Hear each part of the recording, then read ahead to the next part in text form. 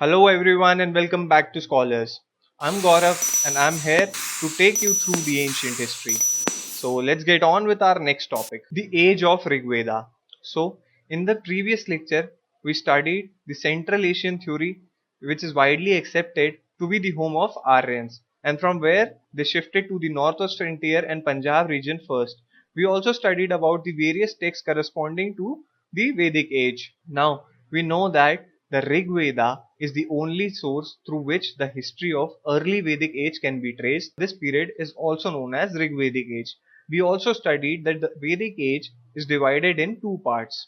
The early Vedic age 1500 BC to 1000 BC and later Vedic age spanning from 1000 BC to 500 BC. The subject matter of our today's lecture is the early Vedic age or the age of Rig Veda.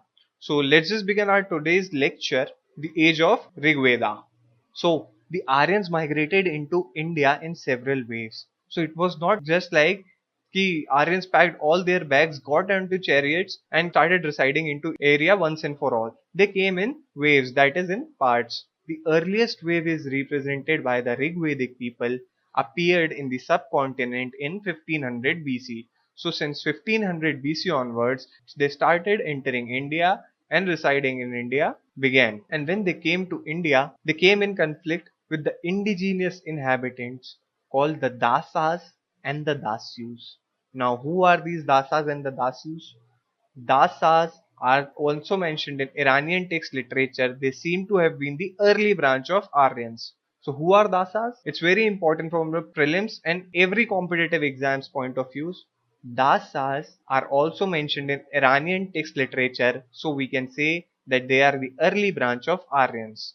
Dasyus, on the other hand, they are the original inhabitants of India and they are mentioned in Rig Veda. Okay, so I hope this thing is clear. Dasas were the early branch of Aryans. It is mentioned in Iranian literature, and that is how we know that Dasas are early branch of Aryans.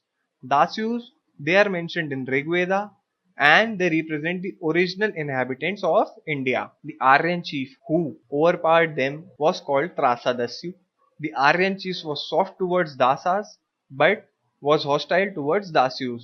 Now, how we can say this? The term Dasu Hatya was repeatedly mentioned in Rig Veda, and that is why we can say they were very hostile towards Dasus.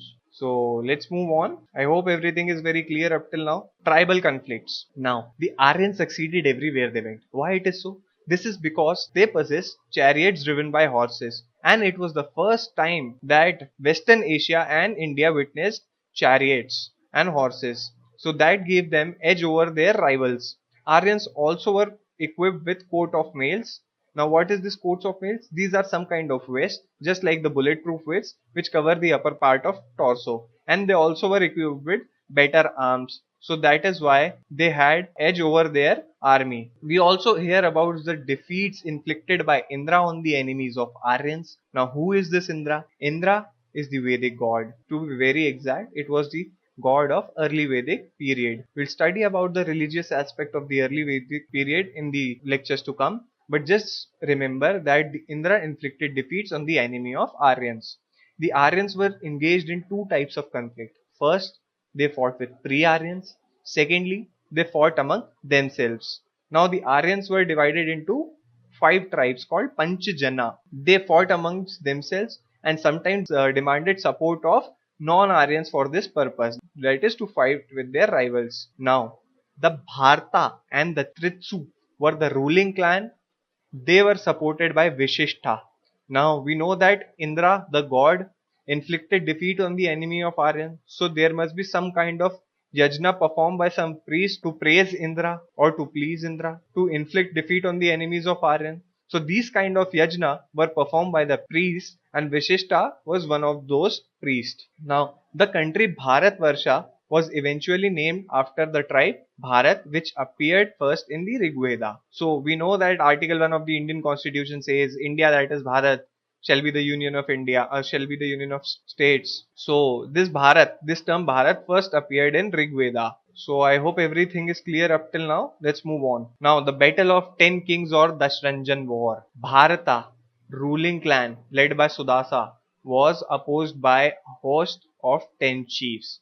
Now the Bharata, the ruling clan, who was its leader? Its leader was Sudasa. Now 5 among these were the head of Aryan tribes and remaining were non-Aryans. So we just read in the last slide that they sometimes demanded the support of non-Aryans to fight their battles. The battle was fought between Bharata on one hand and the host of 10 kings on the other. That is why it was known as the Battle of 10 Kings. The battle was fought on the bank of river Purushni, identical with modern day Ravi. It gave victory to Sudasa and established the supremacy of Bharata clan or tribe. Of these defeated tribes, the most important was Porus. The Bharata joined hand with Purus and formed a new ruling clan called Kurus. So let's just go through it once again. Bharata, who was the leader or supreme commander of Bharata or the king of Bharata, he was Sudasa. He was opposed by 10 chiefs. So they got into a battle in which Bharat was on one hand and on the other hand there was a confederation of 10 kings. This battle was fought on the bank of river Purushni, identical with Ravi. It gave victory to Sudasa and established supremacy of Bharata. Of the defeated tribes, the most important was Porus. Bharata joined hand with Porus and formed a new ruling clan, Koru. So I hope you understand all the points. Let's move on and look at the polity of Rigvedic era. The administrative machinery of Aryans worked with tribal chief at the center. Because of his successful leadership in war, he was called Rajan. Now, the tribal chief used to be the center. Now, he was in the leadership because of his successful leadership in the war. He was called Rajan. Now, the basic unit of political organization was Kul or family. Family is still the basic structure of society. Several families joined together on the basis of kinship to form a village or gram. And the leader of gram was known as Gramini. So, the basic unit of political organization was family. Families joined together. They produced gram. This gram was headed by Gramini. Now, these grams came together and constituted a larger unit which was called Vishu and it was headed by Vishyapati. Okay. So, families came together and formed Kul. Kul or families came together to form Gram. Grams came together to form Vishu. The highest political unit was called Jan or tribe. The head of the kingdom was called Rajan or the king. See, the Rajan was protector of their tribes and cattle wealth as well. So the Rajan used to lead them successfully in wars and the Rajan used to be a protector of their tribe and cattle wealth. So I hope everything is clear. Let's move on. Now these wars that these Aryans used to fight, they were to take control of cattle wealth and not for the possession of territory. Thus the conquest of land territory was absent in early Vedic period. Initially, various regions were known after the name of tribes which controlled them, and later these regions developed into various janpads. Now, Rigvedic polity was normally monarchical and the succession was hereditary. As you can notice here, the king used to be the center and form of government was monarchy and the succession was hereditary. Now, you can see in this picture the king is assisted by his council. Now let's take a look at the council of king in Rigvedic era. He was assisted by Purohit or priest. Now we know that war is so much important from the point of view of leadership. The leader used to protect their cattle and their tribe and he used to lead them successfully. And for this, they needed the support of Indra, the god, which used to inflict defeat on the enemies of Aryan. And to please Indra, they needed Purohit or priest, which was among their council of ministers. They also needed Senani or commander in his administration to be successful in wars. Now Vajrapati, the officer who enjoyed authority or large land and pasture ground was Vajrapati. He led the Kul or Gramins. So I hope everything is clear. Let's move on. Now there were many assemblies in Rigvedic times. Let's look at them one by one and why they were important. The first one is Vidhata. Vidhata appears for 122 times in Rig Veda. It seems to be the most important assembly in Rigvedic period. How can we say that? Because its name has appeared for 122 times in Rig Veda. In Vidhata, men and women both used to participate actively. Vidhata was an assembly meant for secular, religious and military purposes. Vidhata also provide common ground for the clan and tribe to worship their god. Now, let's go through it once again. Vidhata was very important. because we see its name appearing in Rig Veda 122 times. Now, why it was important or what were the activities it used to conduct? It was meant for secular, religious and military purposes. Vedanta provided common ground to clans and tribes for worship of their god. Let's move on to the next assembly, that is Sabha. Sabha denotes both the assembly in the Rigvedic era and an assembly hall in later Vedic period. Sabha was the assembly of few privileged. Now, who were these few privileged and important individuals? They were Brahmanas and ruling class. Women attended this assembly. Women also attended this assembly. It was basically a kin-based assembly, and the practice of women attending it stopped in later Vedic times. It is very important. So the women used to attend Vedhata and Sabha in the early Vedic age, but they were forbidden to attend Sabha in the later Vedic age. It discussed pastoral affair and performed judicial and administrative functions and exercised judicial authority. So we can say that acted as a check against the arbitrary power of the king. Just like today, the Supreme Court is the protector of the constitution and it keeps a check on the arbitrary power of the government so that they cannot take away fundamental rights or any of the basic structure of the constitution. So they act as a check on the authority of the government. Similar to this, they exercise judicial authority and they exercise a check on the arbitrary power of the king. Now Samiti. Samiti was a folk assembly in which people of tribe gather for transacting tribal business. It discussed philosophical issue and was concerned with religious ceremony. So it was not political. It was for conducting business and was concerned with religious ceremony. The reference suggests that the Rajan was elected and re-elected by Samiti.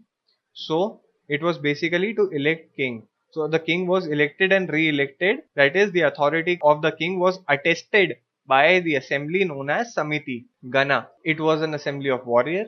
Their leader was Ganapati. So I hope everything is clear up till now. Let's move on and look at the social life of people of Rigvedic era. Now, the evolution of Varna system, the evil discriminatory practice that continued even till the modern history started origin can be traced back to the Rigvedic period. The Rigvedic society comprised of four Varnas, namely Brahman, Kshatriya, Vaishya and Shudra. Now this classification in the initial stage was based on profession or the occupation of individuals. Now Brahmanas and their corresponding occupation was teacher or priest. Kshatriya, they were rulers and administrators. Vaishyas, they were farmers, merchants and bankers. Shudras were artisan and labor. Now, the vocation followed by the person was not hereditary in the early Vedic age as it was in the later Vedic age. So, we can say that the mobilization between these varnas was possible. For example, if a merchant wanted to become an administrator and becomes an administrator, then he will now be regarded as Kshatriya. And similarly, if a banker's son wanted to become a laborer, he will be regarded as Shudras. So this mobilization within the Varna was possible in the early Vedic age, unlike the later Vedic age in which it became stringent. The member of family took to different occupation and belonged to different Varna. One of the lines of Rig Veda read, I am a poet, my mother is a corn grinder, my father is a physician. We belong to different Varnas by our profession, but we live together. It's not love, it's live together. So its source is Rig Veda. So we can say that the mobilization within the Varnas was possible in the early Vedic age. Now let's look at the fact which contributed to this social divide. First was the conquest of indigenous inhabitants by Aryans. The Dasas and the Dasyus conquered by Aryans were treated as slave and Shudra. From here, the seeds of social division were sown. Now another factor which contributed to this divide was more share of kings and priests in the war booty, which created economic inequalities in the tribe. And these economic inequalities further resulted in social inequality. So let's go through it once again. It's very important from your prelims, mains and essays point of view. The evolution of Varna system is traced back to early Vedic times. The society was divided into four varnas, namely Brahman, Kshatriya, Vaishya and Shudra. Now this classification was based on profession or occupation of the individual. Brahman was teacher and priest, Kshatriya were rulers and administrator, Vaishyas were farmer, merchant or banker, Shudras were artisans and laborers. Now the vocation followed was not hereditary, that is, the mobilization between the Varnas was possible in the early Vedic period unlike the later Vedic period. Now the factors which contributed to this is the conquest of indigenous inhabitants by Aryans. The Dasas and the Dasyus conquered by Aryans were treated as slaves and Shudras. Another factor was that the share of king and priest in the war booty was more, which created economic inequality and which contributed to social inequality. So let's move on. The family structure. As we have discussed, Kul was the basic unit of family. It was headed by Kulpati, Gram was headed by Gramani, and Vishya by Vishyapati. Now, the society was patriarchal. The head of the family was known as Grihapati. Now, since the society was patriarchal, we can say that this Grihapati must be a male member. Because of patriarchy, the birth of son was desired again and again. Monogamy was generally practiced, while polygamy was prevalent among the royals and noble families. Marriage was indissoluble and the concept of divorce was absent. Monogamy was practiced while polygamy was prevalent among royals and noble families. Marriage was indissoluble and the concept of divorce was absent.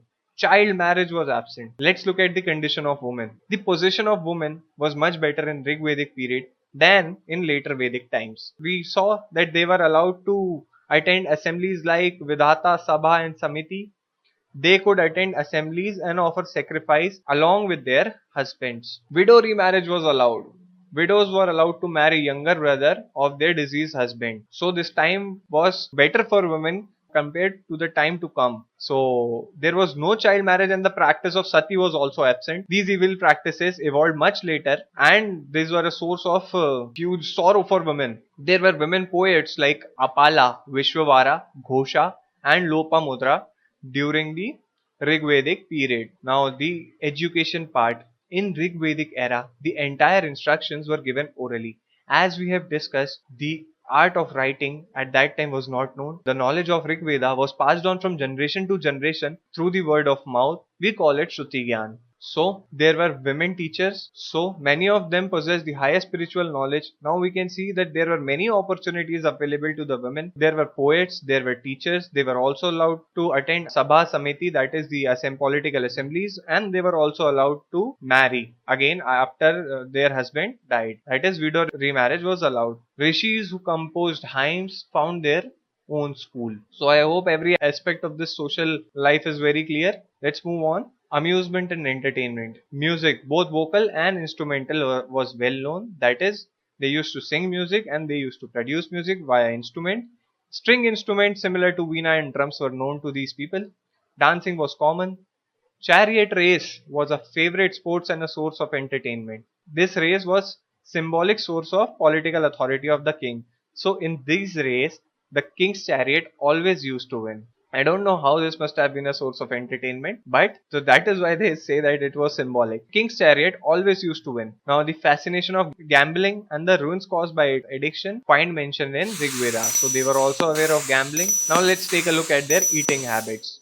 The main cereal produced by the early Vedic people was Yava or barley. So the barley was known as Yava and it was known to the people of early Vedic era. Dairy products were also consumed. We know that they were mainly wealth of the early Vedic man was calculated by the amount of cattle they had. So that dairy product must have constituted an important part of their diet. Alcoholic and non-alcoholic drinks were known and common. Soma and Sura are two popular liquors. Sura may be a kind of beer or wine. So I hope everything till now is very clear. Let's move on and solve a few questions on this early Vedic period. With reference to the position of women in Rig Vedic India, which among the following is correct? A girl generally selected her own husband. Unmarried girls obtained a share in paternal property. Widows could remarry after the death of their husband. So take few seconds and try to answer this question. So guys, let's discuss now the first point. Girl generally selected her own husband. So now we know that the position of girls in Rig Vedic period was better than that in the time to come. There is no mention that the girls were given as gifts to the priest or someone in the early Vedic period. So we say that girls were generally selected by her own. Girls generally used to select her own husband. First is true. Unmarried girls used to obtain share in their paternal property. Now there is mention that unmarried girls used to stay with their parents, so they must have a share in their paternal property. So second one is also true. Now the widows could remarry after the death of their husband. We have studied this in our slide, so this is also true. So option D is the correct answer. That is 1, 2, 3. All are correct. Let's move on to the next question. Which among the following is considered to be Shruti literature? Vedas, Brahmanas, Aranyakas, and Upanishads. So this is a very easy one. Shruti Gyan is a Gyan which is transferred from one generation to another generation through the word of mouth, and they grasp this by hearing. So that is why it is known as Shruti literature. Vedas, Brahmanas, Aranyakas, and Upanishads all were transferred through the word of mouth, and that is why they are all Shruti literatures. So again, option D, 1, 2, 3, 4 is right. So I hope everything is clear to all of you. For more such videos, log on to Scholars. Thank you.